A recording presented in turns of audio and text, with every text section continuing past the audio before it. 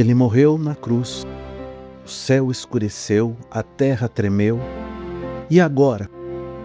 O corpo foi descido, colocado no túmulo, a pedra foi fechada. E agora?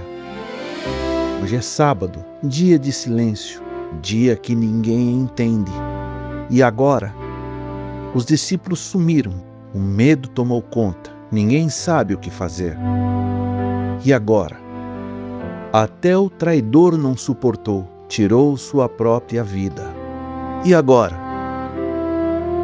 Parece que acabou, parece que a esperança morreu, que as promessas ficaram na cruz.